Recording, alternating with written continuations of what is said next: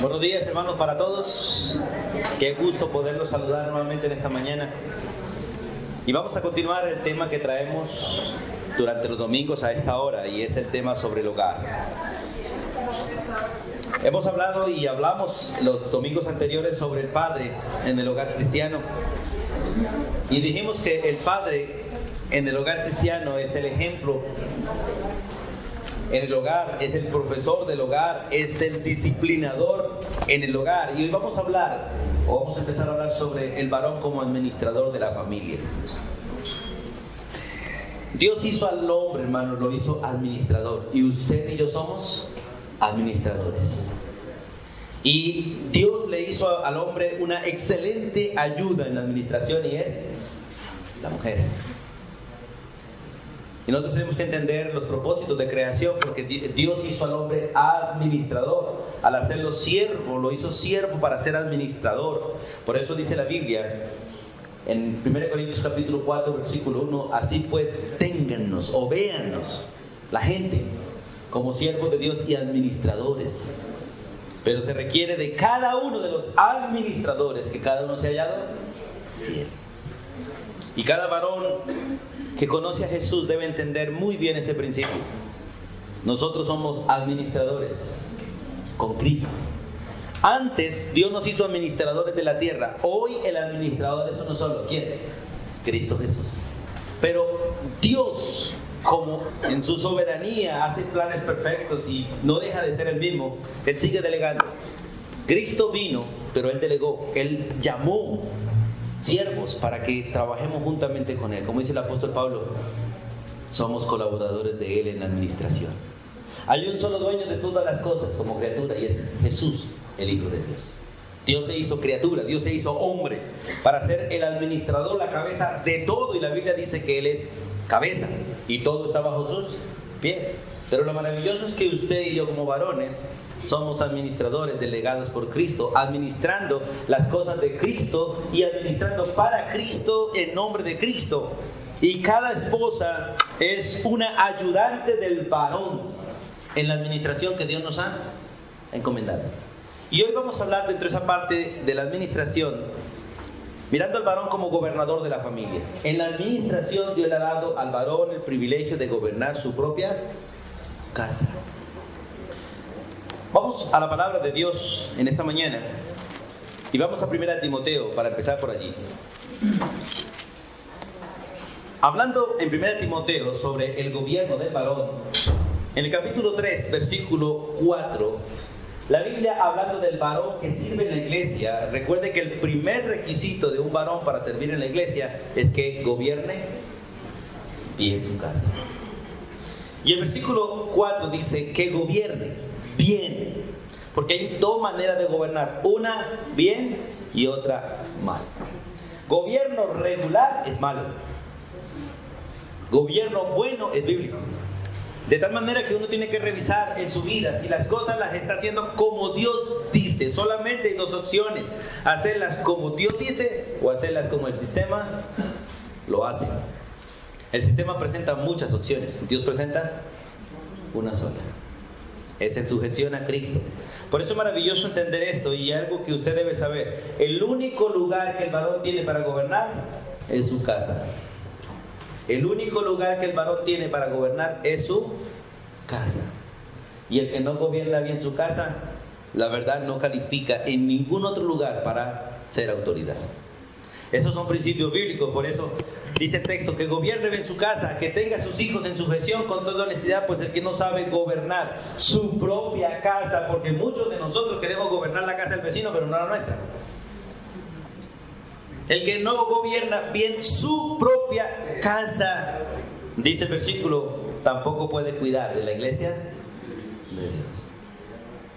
Y quiero, hermano, que nosotros vayamos poco a poco cambiando el vocabulario evangélico que hemos heredado. Nosotros hemos heredado un vocabulario evangélico, costumbres evangélicas, maneras evangélicas que hay que irlas cambiando para poder tener un vocabulario bíblico. La Biblia dice: tú habla lo que está de acuerdo con la Escritura.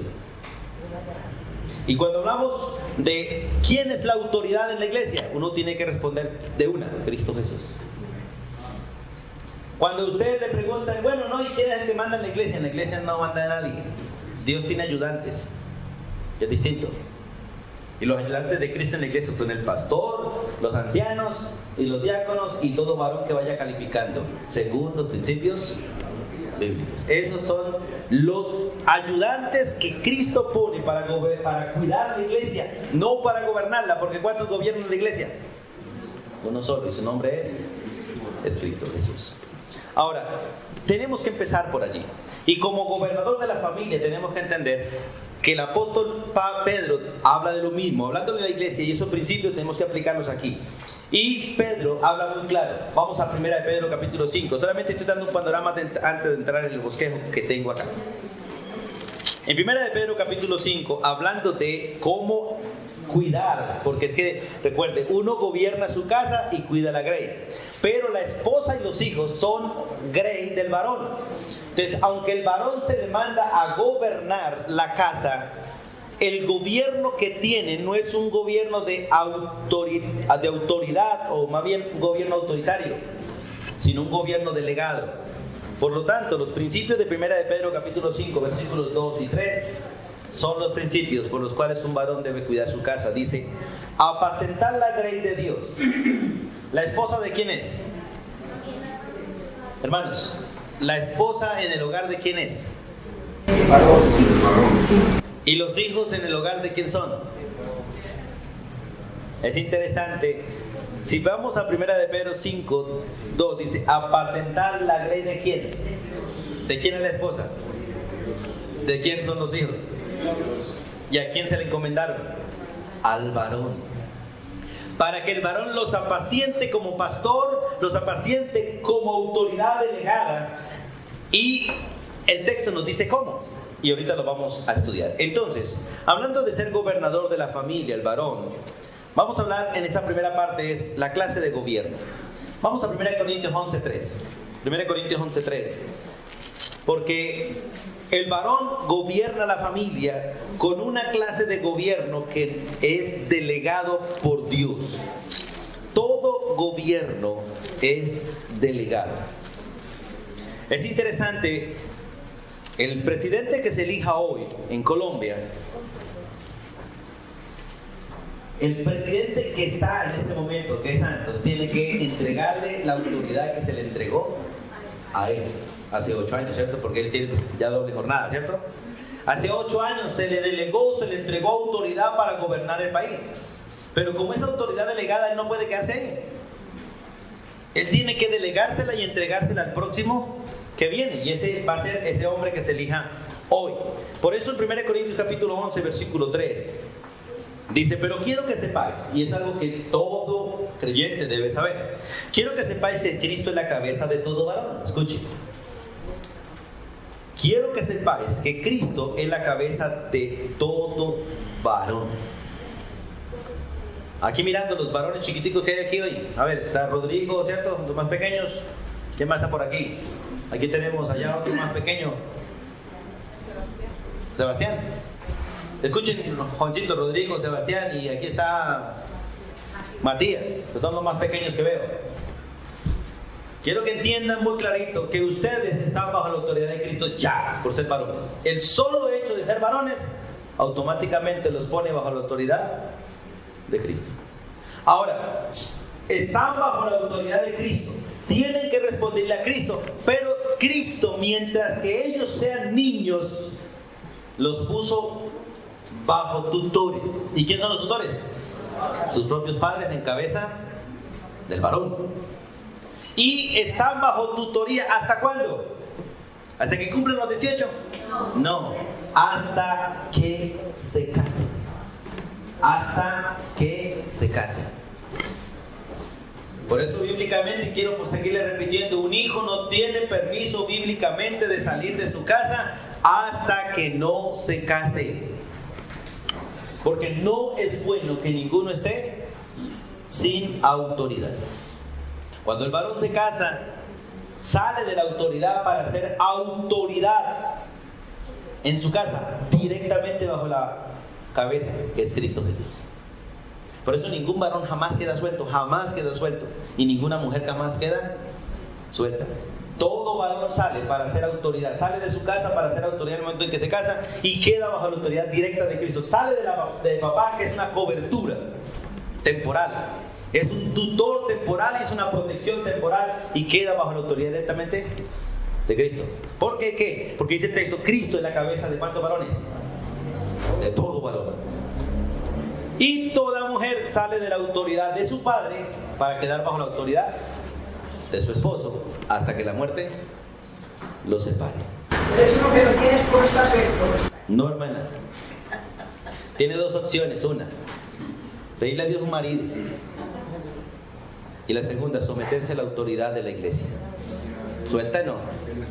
No se porte mal porque tenemos autoridad para disciplinarla, hermano. No, es en serio, ¿cierto? Es en serio. Pero nadie puede quedar suelto. Nadie puede quedar suelto. Entonces es maravilloso entender este texto, pero quiero que sepáis que Cristo es la cabeza de todo varón y el varón es cabeza de la mujer. Pero mire lo que dice el texto, pero Cristo también tiene quien lo mande, y Dios Padre es la cabeza de Cristo. O sea, en el gobierno de Dios y en el gobierno establecido por Dios no hay ninguna rueda suelta, no hay ninguno volando, no hay ninguno libre, no hay ninguno que pueda hacer lo que le dé la gana. Entonces la hija no debe estar sola, la hija que está viviendo sola. No, bíblicamente no. Se exponen a toda clase de peligros. Todo hijo solo tiende a pecar. Ustedes dejan a los hijos solos, lo único que hacen es pecar. Porque el solo hecho de hacer lo que uno quiere ya es pecado.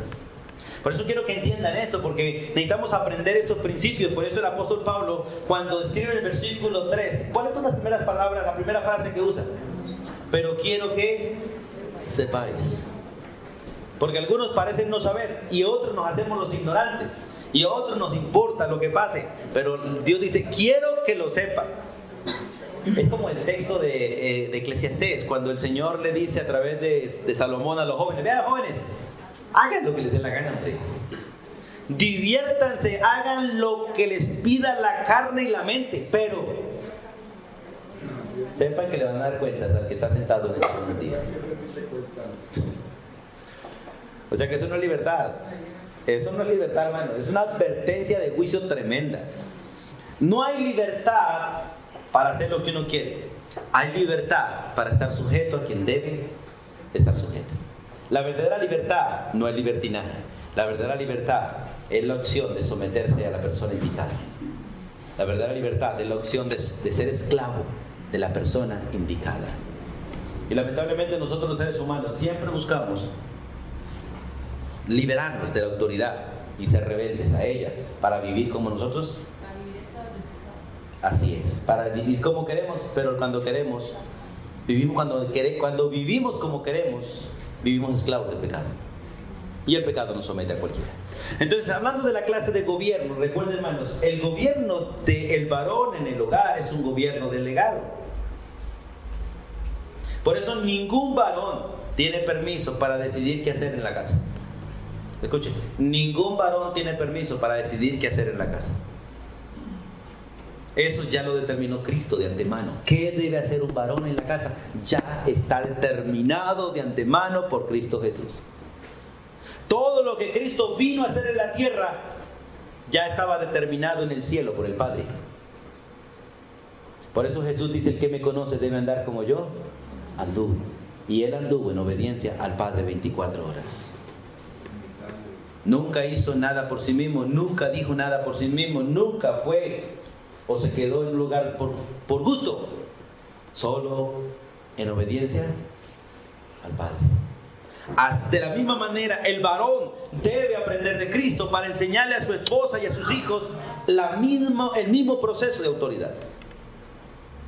¿Reclaman nuestros hijos en la casa libertad para hacer lo que quieren? Pregunta, ¿tienen ese permiso? No lo tienen. ¿Tenemos nosotros los padres permiso para obligar a nuestros hijos a hacer lo que nosotros queremos? Tampoco. Pero sí tenemos autoridad para llevarlos a hacer lo que Cristo ordena. Por eso quiero tomar este orden. Cristo fue enviado a la tierra para hacer la voluntad del Padre. Dios a través de Cristo llamó al varón como delegado de él y le encomendó la tarea de Cristo en la tierra. Y a cada varón Dios le entregó una excelente ayuda para hacer ese trabajo en la tierra, y es la mujer. Aparte de eso, Dios nos da hijos como ayudantes y como discípulos para entrenarlos para que sigan el mismo proceso de que aprendan a hacer la voluntad de Dios en la tierra, que aprendan a ser administradores. Cuando nosotros muramos como padres, ¿nuestros hijos van a recibir herencia o se les va a entregar administración? Hágase la pregunta. Cuando nosotros muramos como padres, ¿nuestros hijos van a recibir herencia o se les va a entregar administración? Porque si usted les va a entregar herencia, no los va a entrenar para cuidar lo que queda. Por eso la mayoría de padres están siendo fracasados en la vejez, porque no entrenaron a sus hijos para continuar con lo que Dios les entregó. Y cuando papá muere, o más bien los hijos están esperando a que papá muera para acabar con lo que papá dejó, para ellos seguir haciendo lo que ellos quieren y apropiarse de las cosas de papá para usarlas en lo que ellos quieren, mas no en el camino que Dios nos guió. Por eso quiero que entiendan estos temas, hermanos, porque la iglesia no funciona como el mundo. La iglesia es un cuerpo distinto, es un ente distinto al mundo. Por eso las cosas en la iglesia deben funcionar como Dios quiere que funcionen. Y ese gobierno en la iglesia es un gobierno delegado. El hombre gobierna como delegado de Cristo. ¿Cuántos de ustedes son empleados de Cristo? A algunos no les gusta el término siervos, entonces les digo empleados. A algunos no les gusta que le digan esclavo, lo somos. ¿Cuántos de ustedes son empleados de Cristo? Pregunta, ¿cuántos empleados tienen permiso para llegar a la casa de su patrón a hacer lo que les da la gana? Es que ni siquiera tenemos permiso para sugerirle. Aunque Él permite que le sugiramos, porque es una grosería sugerirle a Dios. Pero aún a Él se somete a ese proceso. ¿Ustedes vieron cómo los discípulos le sugerían a Cristo? Y le dieron sugerencias muchas veces. Cristo los miraba y les enseñaba y no entendían, y Cristo seguía caminando adelante como modelo de sus discípulos. Hermanos, qué bueno entender que nosotros gobernamos nuestra casa como delegados de Cristo. Por eso tenemos que entender todos, varones, mujeres y muchachos, que en la casa no se puede hacer lo que ninguno quiere que se haga. En la casa se debe hacer lo que Cristo nos ha dicho que se debe hacer. Por eso a cada uno nos dio roles distintos.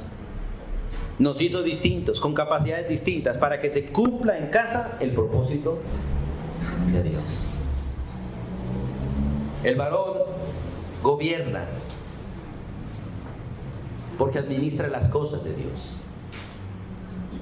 Ustedes y yo sabemos, de conocimiento sabemos que todo lo que hay en nuestra casa, ¿de quién es? Pero cuando vamos a administrar, ¿de quién es? Por conocimiento todos sabemos que todas las cosas que están en casa son de Dios, pero cuando se trata de administración, ¿de quién son? De nosotros. Eso no me lo toca, eso no me lo mire, eso no es para usted, eso es mío. La cama que me regaló mi mamá, la cama que me regaló papá, el televisor que compré. Hermano, ¿quién paga el arriendo de las casas? ¿Quién lo paga? ¿Quién paga los servicios en la casa? ¿Ustedes o Cristo? Todo lo paga Él. A veces el dinero lo trae por la esposa, a veces lo trae por el marido, a veces por los hijos y a veces por Satanás. Porque Él usa a quien quiere. Pero es triste ver cómo en los hogares, y algunos hogares están divididos económicamente. Usted paga esto, yo pago eso, usted se encarga del mercado, yo me encargo de esto. Y cada uno pelea por su partecita. Porque no viven como delegados de Cristo, sino viven dentro del sistema mundano. Como Cristo es el que paga todo, entonces todos los recursos deben ir a una sola bolsa para de ahí sacar para todos los gastos de la casa. Y ninguno se lleve gloria ni jactancia, sino que todos den gracias a Dios, como la provisión que Dios da a la casa a través de todos alcanza para todos. Que ese es un principio bíblico. Ese es un principio bíblico. Entonces, 1 Corintios capítulo 4, vamos un momentico allá al texto que les mencioné hace un momento, pero vamos a leerlo. Porque usted tiene que entender eso, que aparte de ser siervo es administrador, porque todo administrador es siervo y todo siervo cuida las cosas de su amo. 1 Corintios capítulo 4, así pues téngannos, dice el texto, los hombres, téngannos ¿por qué? Por servidores de Cristo, empleados de Cristo. Capítulo 4. 4.1. Y administradores, escuchen, de los misterios de Dios. Hermanos, la administración que nosotros tenemos, que nos ha sido encargada, solo se puede hacer basado en este libro, hermanos. En este libro. Usted y yo, hermanos, como siervos del Señor, no tenemos permiso para inventar qué hacer y mucho menos tenemos permiso para decidir cómo hacerlo. Tanto el qué, como el cómo, el cuándo, el por qué y el para qué hacerlo, todo está aquí en el libro. Una de las cosas maravillosas que tiene el pueblo de Dios es que tiene el privilegio de no errar, de no cometer errores. ¿Por qué cometemos los tantos errores? Por la ignorancia que tenemos del manual de trabajo. La ignorancia que tenemos de cómo hacer las cosas. Aquí está la receta de cómo hacer todas las cosas sin correr riesgos de cometer errores. Si usted trabaja en una panadería y lo ponen a hacer hojuelas, a usted no le dicen, vaya, haga hojuelas. No, a usted le dan una receta. Vea, haga hojuelas, aquí está la receta, tanta de harina, tanto de esto, tanto de aquello, tanto tiempo en el horno. Todo está en la receta. Para no cometer errores, ¿qué debo hacer? Seguir la receta. Hermanos, aquí está, en este libro está todo el manual de todas las cosas que usted y yo debemos hacer. La Biblia no habla de todo, pero tiene principios para todas las cosas. Por eso es maravilloso entender, nosotros administramos los misterios de Dios y ninguno que no conozca los misterios de Dios puede ser un buen administrador. Por eso el versículo 2 dice, ahora bien, porque quiero que entiendan esto, ahora bien, se requiere de los administradores que cada uno sea hallado fiel. ¿Cuál es el requisito básico de la vida del siervo? ¿Capacidad o fidelidad? Fidelidad. Solo fidelidad. En la iglesia, tanto en el mundo y en el diario vivir del ser humano, el ser humano quiere capacitarse para trabajar. En la iglesia no funciona así. En la iglesia el ser humano tiene que aprender a ser fiel si quiere trabajar. En el mundo la gente capaz se hace indispensable. Y al hacerse indispensable se hace irresponsable, ¿o no es así? Pero el que realmente aprende a ser fiel llega a ser capaz. Y la fidelidad no le hace una persona necesaria, le hace una persona constante, le hace una persona humilde, le hace una persona laboriosa. Porque la humildad, la fidelidad lo prepara a uno para toda buena obra. La mayoría en el mundo, ¿para cuántas cosas se capacitan? Por lo general para una. ¿La Biblia para cuántas cosas nos capacita? ¿Y cuál es el principio de la capacitación para todas las cosas? La fidelidad a Dios. Por eso dice el texto, se requiere que cada uno sea hallado fiel. Fiel.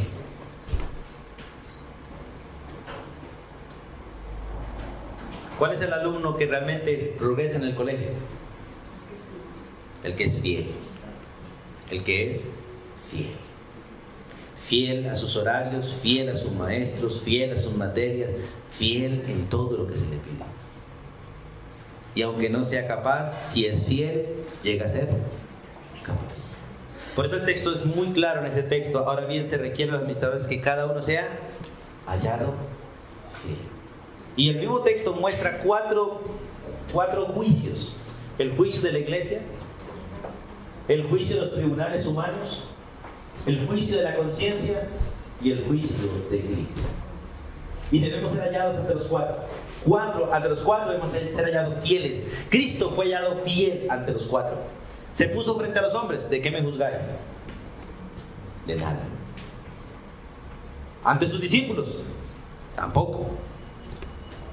Su conciencia, menos. Y el padre, menos. El padre lo evaluó y le dijo: tú eres mi hijo, en quien yo tengo complacencia. Porque era fiel en todo, fiel en lo que hacía. Vamos a Primera de Pedro, por favor, porque solamente quiero leer el texto, porque lo hemos estudiado muchas veces, este texto de Primera de Pedro, capítulo 5. Durante el transcurso del estudio lo hemos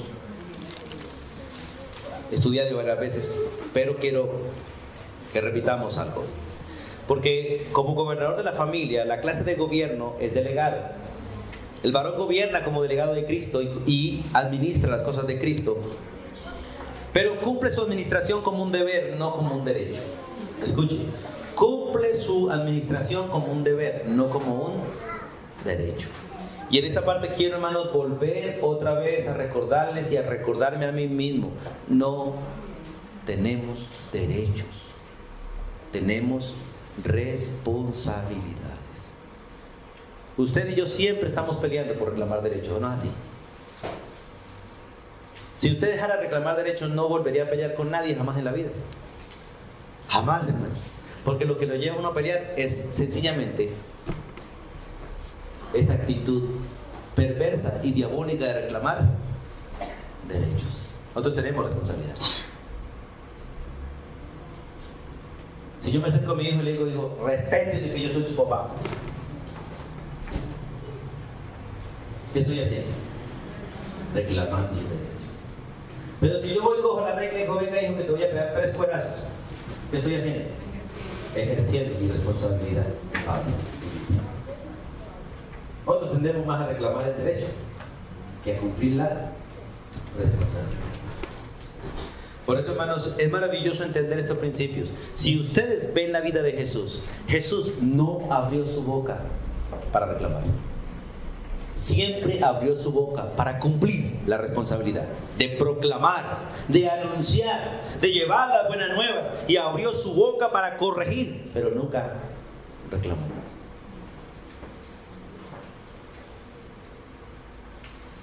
Y en 1 de Pedro capítulo 5 volvemos a leer los 2 versículos 2 y 3. Varones, tomemos esto para el hogar. Varones, apacentad la grey de Dios que está entre vosotros. Recuerde que la grey que Dios nos ha dado es una oveja y algunos corderos. Las mismas palabras que el Señor le dijo a Pedro: Pedro, apacienta mis ovejas. Pedro, apacienta mis corderos. Dios nos entregó una oveja y unos cuantos corderos. Algunos 1, algunos 2, otros 3 y otros un poquito más. En los tiempos antiguos nuestros padres tenían más potreros que nosotros, entonces tenían 11, 15, 20 corderos. ¿Cierto? Y brincaban por todos los potreros. Cada día que el mundo va pasando, el terreno es menos, ¿cierto? Y es interesante, uno se pone a mirar las casas antiguas, casas para ¿cuántos miembros de la familia? 10, 12. Y los cucuruchos que están haciendo hoy, ni para una pareja, hermano. Ni para una pareja. ¿Cierto? Y algunos dicen, no puedo tener muchos corderos porque no tengo mucho terreno donde brinquen los corderos. Son brincones. Pero hay que apacentarlos. Hay que apacentarlos. Entonces, apacentar la grey de Dios. Recuerden, la esposa es regalo de Dios. Los hijos son regalo de Dios. El que haya esposa, haya el bien y alcanza la benevolencia de Jehová. Es un regalo de Dios. El que tiene hijos, tiene regalos de Dios. Y los dos hay que apacentarlos. Los dos hay que apacentarlos. Apacentar la grey de Dios que está entre vosotros. ¿Cómo? No dice el texto gobernando. Dice el texto cuidando. Que es el mismo principio de 1 Timoteo. Uno gobierna su casa y cuida la iglesia. Pero aún el gobierno en la casa no es con autoritatismo. ¿Sí es así? Sino con cuidado. Con cuidado. El texto es interesante. Cuidando de esa grey. Escuche, no por la fuerza. O sea, no porque me toca. Y no a la berraca, como dicen algunos. Sino voluntariamente.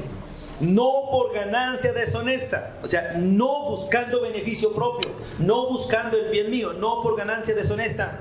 Sino con ánimo pronto. Y el 3.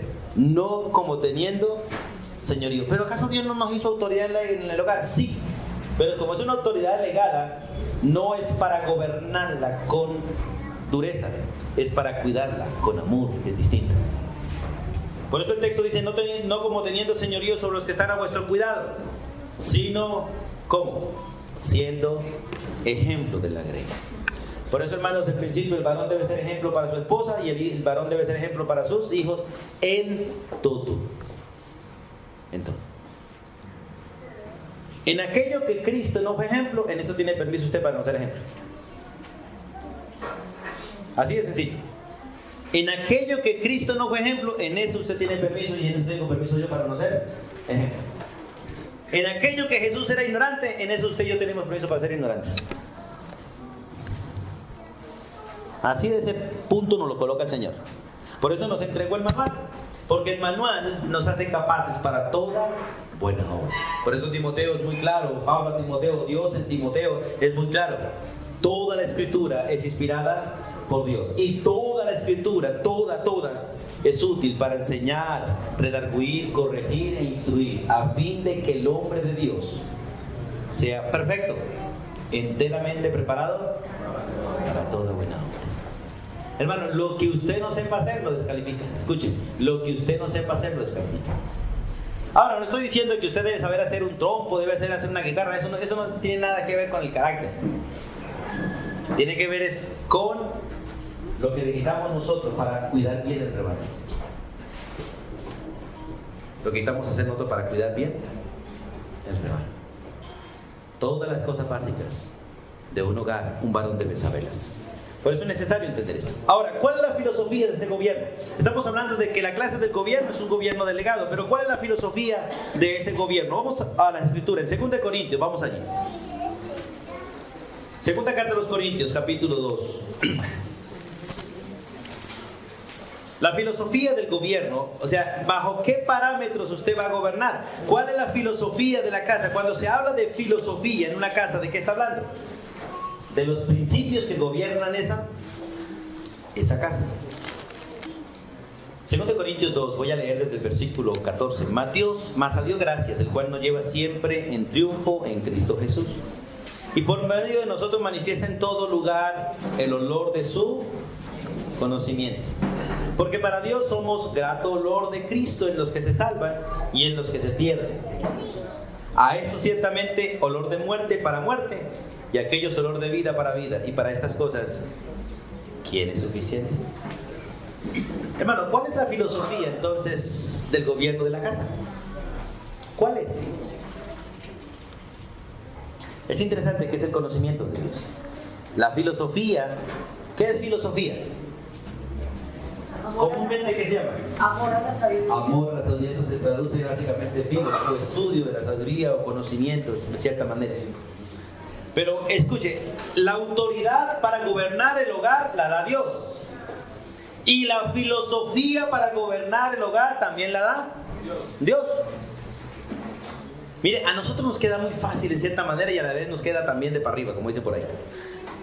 Fácil porque no tenemos nada que inventar, solo seguir el manual. Y difícil porque si lo hacemos en contra, nos va a ir mal. ¿Cuántos errores ha cometido usted como padre, como esposa, como madre, como hijo, como hermano? Sencillamente por la ignorancia de las cosas de Dios. ¿Y cuántas veces hemos creído que somos sabios en nuestra propia opinión y hemos hecho lo que queremos y terminamos de todos modos embarrándola? Y a última hora, ¿qué nos toca hacer? Hacer lo que Dios manda si queremos que la cosa funcione. Por eso, como les he dicho muchas veces, lo vuelvo a decir, la cosa más absurda que usted pueda hacer y que yo pueda hacer es hacer las cosas como nos gusta y no como Dios lo manda. No tenemos opciones. La filosofía para gobernar el hogar es el conocimiento de Dios. Por eso el versículo 14 dice, y por medio de nosotros manifiesta el olor en todo lugar, ¿el olor de qué? De su conocimiento. Y ese olor para unos es para muerte y para otros es para vida. Para los que se pierden es para muerte y para los que se salvan es para vida. Por eso dice la Biblia para nosotros el Evangelio, el conocimiento de Dios. Lo que Dios nos ha revelado es poder de Dios. Hermanos, Vamos a 1 Corintios, un momentico. También 2:16. 1 Corintios 2:16. Dice, porque ¿quién conoció la mente del Señor? ¿Quién le instruirá? Mas nosotros tenemos la mente de Cristo. Dios no solamente nos dio el Espíritu, sino que nos dio su conocimiento para que nosotros cumpliésemos el trabajo que tenemos de gobernar bien, como delegado del Señor. Por eso, hermanos, les vuelvo a repetir. Su hogar y mi hogar y su hogar no deben ser distintos. Sus hijos y mis hijos y sus hijos no deben tener leyes distintas, principios distintos, ni costumbres distintas. Porque podría decir, es que yo soy paisa. El otro, es que yo soy costeño. El otro, es que yo soy santanderiano. El otro, es que yo soy tolimense. Pregunta, ¿en el cuerpo de Cristo hay regionalismos? ¿En el cuerpo de Cristo hay culturas humanas? No. Hermanos, se le acabó y se nos acabó. En la iglesia se nos acaba eso. Tenemos que tomar decisiones de ser bibliocéntricos. Los mismos principios para todos los hogares. Porque de lo contrario nunca llegaremos a ser uno en Cristo. Cuando nos gobiernan los mismos principios, disfrutamos comunión. De pronto que como paisas les guste más los frijoles y que como costeños les guste más la yuca, eso nos da y nos tiene, o si es así. Para nada. Que como paisas coman mucho puerco y como santanderianos mucho chivo. Tampoco eso ni nos va ni nos viene. Pero los principios morales, los principios éticos y los principios que nos gobiernan deben ser los mismos, no importa si la mesa es distinta. ¿Cuáles principios nos gobiernan? Que tanto el paisa como el costeño, como el santanderiano, como el tolimense, los dos, los cuatro, en la mesa antes de comer orar juntos. Y dar gracias por lo que se van a comer sin importar lo que están comiendo. Que en la mesa del uno o del otro, el que dirige la oración para comer, ¿quién es? El varón. Y cuando el varón no está, ¿quién lo hace? La esposa. Y cuando no está la esposa, ¿quién lo hace? Sus hijos, en especial el mayor. En el principio, el mayor dirige esa. Esos son los principios bíblicos que nos deben regir a todos, porque es la filosofía de Dios. Y los hogares deben ser gobernados con el pensamiento de Dios. Ahora, vamos a Gálatas 5:22 y 23. Gálatas 5:22, para mirar este texto que lo hemos leído muchas veces. 5:22 y 23. Gálatas capítulo 5, 22 y 23. El fruto del Espíritu es amor, gozo, paz, paciencia, benignidad, bondad, fe, mansedumbre, templanza. Contra tales cosas no hay ley. Y los que son de Cristo han crucificado la carne con sus pasiones y sus deseos. Miren, hermanos, esta parte determina, en cierta manera, el fruto del Espíritu determina también la manera en que nosotros sentimos. Está el sentimiento de la carne y está el sentimiento del Espíritu. Está la manera de pensar de la carne y la manera de pensar del Espíritu. Está la manera de proceder de la carne y está la manera de proceder del Espíritu. Los pensamientos, los sentimientos y las acciones de los creyentes están determinadas por Cristo. Hermano, ¿tiene usted permiso para reaccionar diferente a mí en una circunstancia? Si a usted se le muere alguien y a mí se me muere alguien, ¿tenemos permiso para reaccionar distinto? No, hermanos. Porque es el mismo Espíritu el que está en nosotros. Lo que nos hace reaccionar distinto es la inmadurez, la ignorancia. Pero cuando el pueblo tiene el mismo conocimiento, reacciona igual. Reaccionan igual, actúan igual, van hacia el mismo rumbo, porque son un pueblo que vive bajo la misma filosofía. Y la mejor filosofía, la única filosofía y la perfecta filosofía es la que viene de parte de Dios. A veces es triste escuchar a muchos hermanos, que yo pienso así, yo soy así, yo fui criado así. Eso es rebelión. Eso es rebelión. Cuando usted y yo fuimos traídos a Cristo, ese soy así se cambia por el sí de Jesús. Por eso Efesios es muy claro en el capítulo 4. Dios puso liderazgo en la iglesia para perfeccionar a los santos, para llevar a los santos a la unidad de la fe y del conocimiento del Hijo de Dios. Para que todos reaccionemos igual, pensemos igual y actuemos igual, para que caminemos por el mismo rumbo. En el cielo todos vamos a estar de acuerdo. ¿Alguna vez la humanidad estuvo de acuerdo en todo? ¿Como pecadores? Sí, claro que sí. ¿Ustedes ven un ejemplo claro de la Torre de Babel? ¿O no es así? Tenían las mismas palabras, tenían el mismo idioma, tenían un solo líder, tenían un solo propósito y se pusieron a hacer una torre. Y si Dios no lo detiene, lo logran. Entonces, ¿por qué nosotros somos tan distintos hoy? A raíz del idioma. El idioma nos divide mucho. El idioma nos divide mucho. Y lamentablemente por causa de los idiomas, de las lenguas, el pueblo cada uno se ha hecho su propia cultura y su propia manera de vivir. Pero Dios nos vuelve a unir en un solo idioma, o en uno solo, en unas solas palabras, en un solo propósito, en un solo Señor, en un solo cuerpo, en una sola esperanza, para que hagamos todos una sola cosa. ¿Cuál? La que Cristo Jesús nos enseñó a hacer. Esa es la filosofía del matrimonio. Y en Primera de Juan, vamos a Primera de Juan 2:6, nos marca básicamente las acciones. ¿Cuáles son las acciones del hogar? ¿Cuáles son las acciones del gobierno de un hogar? Primera de Juan, capítulo 2, versículo 6, Jesús dice muy clarito: el que dice que me conoce, ¿cierto? ¿Qué debe hacer? Andar como Él anduvo. Varones, le hago la pregunta: hasta este día, ¿cuántos de nosotros hemos hecho lo que nos da la gana? En cierta manera. ¿Cuántos de nosotros hemos dejado a nuestras esposas y a nuestros hijos hacer lo mismo? Pues déjame decirte que de aquí en adelante debemos cambiar. Los que decimos ser de Cristo, lo que Cristo hizo debemos hacerlo nosotros. Y los que decimos que somos de Cristo, debemos guiar a nuestra esposa y a nuestros hijos con el amor de Dios a hacer lo mismo que Cristo hizo. Y decirle a la esposa y a los hijos: sean imitadores de mí como yo imito a Cristo. Esa es la filosofía del matrimonio cristiano. Esa es la filosofía de la autoridad delegada por Dios al varón, para que nuestros pensamientos, nuestros sentimientos y nuestras acciones sean conforme a la palabra de Dios, conforme a Cristo, y no conforme a nosotros, ni a culturas, ni a familia, ni a nada de eso.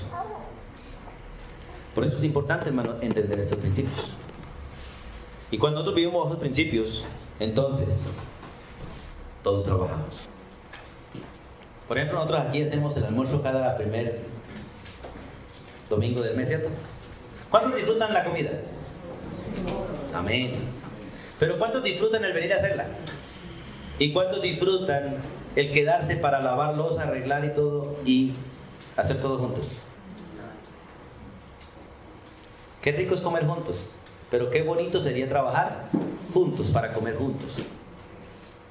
Es interesante que algunos hacen regueros y ni siquiera se lo recogen. Eso se hace en los restaurantes, no en un hogar. Pero lo triste es que a veces revelamos aquí lo que se hace en casa. ¿Cuántos comen en casa? Todos. ¿Y cuántos preparan la comida? ¿Y cuántos arreglan la cocina? Y lo mismo venimos a hacer a la iglesia. ¿Creen que esa es la filosofía de Dios? Y no es un regaño, es la verdad, porque si uno cita para ayudar a hacer comida, todo el mundo está ocupado. Y si uno lo cita para quedarse, para ayudar a arreglar, todo el mundo tiene prisa. ¿Y sabe cuál es la mejor solución que algunos toman? Entonces no voy a almorzar. Esa es la mejor solución que algunos soberbios y arrogantes en la iglesia toman. Mejor no voy a almorzar, para que no me conviden a hacer y no me hagan quedar para terminar de arreglar. ¿O no es así? ¿Esa es la filosofía de Dios? Esa es la filosofía del mundo, hermano. Y muchas veces les he echado estas indirectas. Pues la mayoría les entra por aquí y les sale por acá. ¿Por qué? Porque es lo mismo que hacemos en casa, ¿no es así? Es lo mismo que hacemos en casa. ¿Y sabe quiénes son los que patrocinan eso? Los varones. Mujer, no vas a ayudar. Termina el culto, mujer, estoy cansado, vámonos rápido para la casa, que voy a dormir. Y ahorita que empiece el mundial, sí que peor. ¿Quién debería patrocinar que la esposa y los hijos se vengan a ayudar y se queden para terminar? El varón. El varón. Miren, hermanos, los principios de Dios. Jesús fue muy claro al decir a sus discípulos: lo que yo hago, lo hago para que ustedes también lo hagan. De la manera que yo lo he hecho, hacerlo vosotros también. Esas son las filosofías, y es la filosofía del matrimonio, hermanos. Y Filipenses 2, 3 y 4. Hablando de esa filosofía, un texto que ustedes también conocen, pero vamos a repetirlo. Filipenses 2, 3 y 4. Escuche, nada hagáis por contienda o por vanagloria. Nada hagáis por competencia, porque cuando hay competencia hay contienda. O nunca hagáis nada para hacerse ver. Es lo que dice, ni por contienda ni por vanagloria. Antes bien, háganlo con humildad. La humildad no busca retribución, la humildad busca servir. Con humildad, ¿cómo?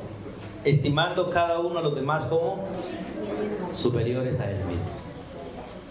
La idea es, hermano, ¿en qué te puedo servir? Hermano, ¿en qué te puedo ayudar? Con gusto, sí señor, no señor. Estimando al otro como superior. Versículo 4 dice: no mirando cada uno por lo suyo propio.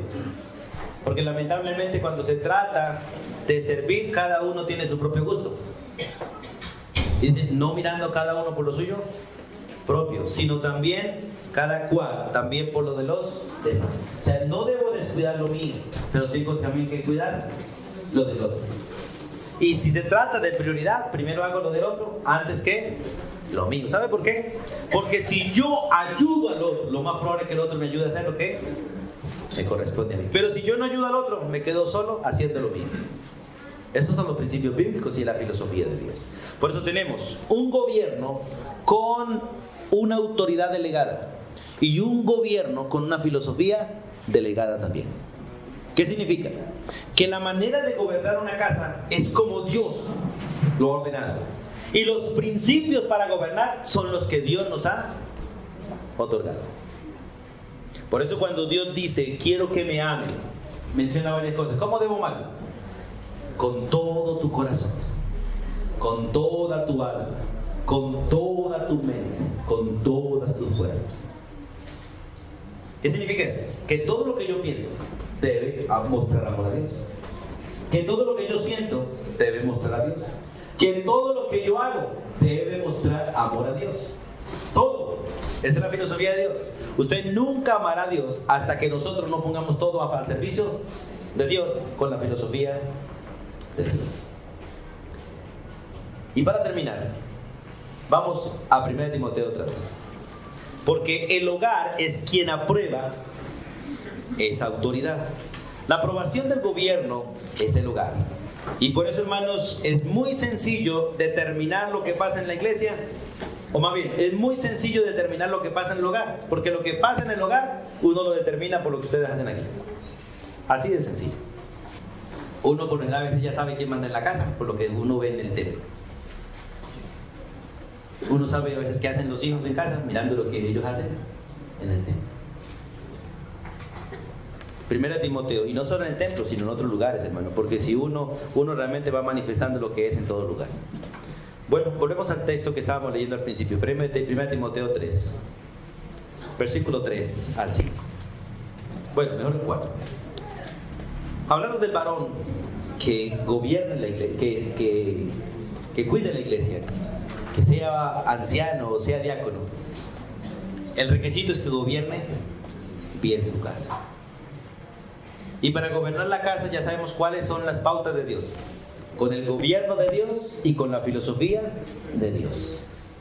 con la autoridad de Dios y los principios de Dios, para que todo sea para la gloria de Dios. Así se gobierna bien la casa. Si usted no gobierna así, gobernamos mal. Automáticamente gobernamos mal. Entonces dice que gobierne bien su casa, que tenga a sus hijos en sujeción. Porque miren, hermanos, el principio de gobierno, de buen gobierno, hace que todo hijo se sujete, sea creyente o no creyente. El principio de sujeción no hace que los hijos sean salvos, pero el principio de sujeción sí hace que los hijos sean obedientes. Es distinto. Por eso el tener hijos rebeldes es evidencia de un mal gobierno en casa. Y no tanto tener hijos rebeldes, sino el dejar que los hijos sean rebeldes, porque de todos modos todos los hijos somos rebeldes. Pero el hecho de dejar que los hijos sean rebeldes y dejar que los hijos hagan lo que quieren y que ellos decidan lo que van a hacer, eso es evidencia de un mal liderazgo. Estos días estaba en Medellín y nos encontramos con una familia en una casa.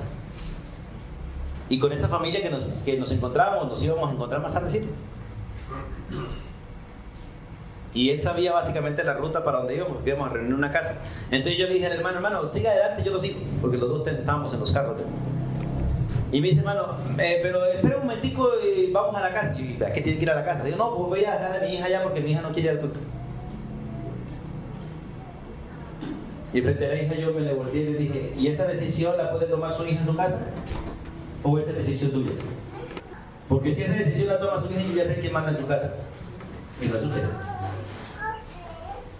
Soltó la risa, subió el carro, de todo que fuimos a la casa. Se bajó la esposa con la hija, llevaron algo a la casa y al ratico volvieron las dos con las Biblias. Y terminaron la reunión. Como que cambió de decisión. ¿Pueden los hijos tomar una decisión si van o no van a la iglesia? ¿Pueden los hijos tomar la decisión si comen o no comen esto o aquello? No, hermanos, esas decisiones no las toman los hijos. Y usted tiene que enseñar a sus hijos a tomar las decisiones correctas. ¿Y cómo? Parándose firme. Usted haciendo lo correcto. Haciendo lo correcto. Uno tiene que enseñar a los hijos. Hijos, en casa está bien. De vez en cuando pueden dejar. Y de vez en cuando no se come todo. Pero cuando estemos afuera se come todo. Lo dejan. Pero a veces también toca decirle, hijo, qué pena, pero hasta que no termine su plato, no se levanta de la mesa. Porque si no toca empezar a comprar puercos y perros para echarle las sobras. ¿Y sabe qué hacen los hijos? Dejan la comida y al rato están revolcando otra vez la nevera para seguir comiendo, porque no comieron lo que debían comer. Por eso, hermanos, el hogar aprueba el liderazgo del varón. El hogar es el campo de prueba de liderazgo de toda persona. El hogar es el campo de entrenamiento del hombre, la mujer y los hijos. El varón que no gobierna como la Biblia manda se descalifica para servir en otros lugares. La mujer que no se somete a su marido, no cuida su casa, no ama su casa, no asea su casa, es una mala mujer. Y tiene un marido que no la ama porque no la pastorea. Ahora sí no lo digo, eso lo dice la Biblia. Porque en Tito es muy claro, mujeres, amen a sus maridos, sí, amen a sus hijos, sí, pero cuiden sus casas, amen su casa, ¿o no es así?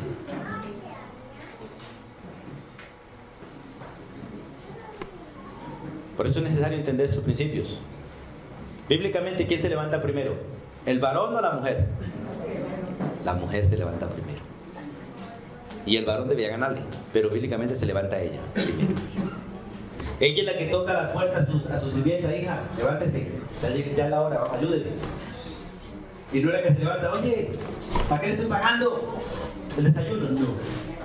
Porque ninguna empleada, escuchen, bíblicamente, ninguna empleada, Dios la diseñó para que haga el trabajo. Todos los empleados están diseñados para ayudar a hacer el trabajo, mas no para hacer el trabajo. Ninguna empleada debe servirle a un esposo y a unos hijos. Ninguna. Bíblicamente ninguna mujer empleada está para servirle al patrón y a los hijos del patrón. Eso debe hacerlo la esposa. La empleada está para ayudarle a la esposa a hacer el alimento y las cosas, pero quien debe servir es la esposa. Y aún la esposa debe decir a la empleada: siéntese y yo le doy tu porción y a mi familia su ración. ¿O no dice la iglesia? Así es. Por eso algunos varones terminan amando más a la empleada que la señora. Y termino diciendo: el hogar determina si el varón se acepta o no se acepta como líder. Ser mal gobernador de su casa lo descalifica para gobernar en cualquier lugar, especialmente en la iglesia. Ser un mal gobernador de su casa lo hace sospechoso de no ser un buen socio en los negocios. ¿Quiere usted de pronto hacer alianza con alguien, cosa que no debería hacer? Con el impío no puede tener yugos desiguales. Pero si usted quiere hacer un negocio con un hombre, verifique primero si gobierna su casa, porque si no gobierna su casa es un mal administrador. Y si administra mal su casa, va a administrar mal lo que usted también le dé y le ponga en sus manos. Así que este es el gobierno, la filosofía y el campo de prueba de todo varón. El gobierno es delegado, la filosofía es delegada y el campo de entrenamiento es el hogar. Quien no califica allí, se descalifica en todo lugar. Padre, gracias por el privilegio de aprender de ti. Gracias por el privilegio de conocerte a ti. Y gracias por el gozo, Dios, de ser entrenados para hacer las cosas bien. Sabemos que lo que tú nos enseñas está completamente en contra del sistema en que vivimos. Pero tu palabra es verdad, tu palabra es inmutable, tu palabra es eterna, es viva y eficaz. Por lo tanto, permite que nosotros la podamos creer y aplicar en nuestro diario vivir. En el nombre de Jesús. Amén.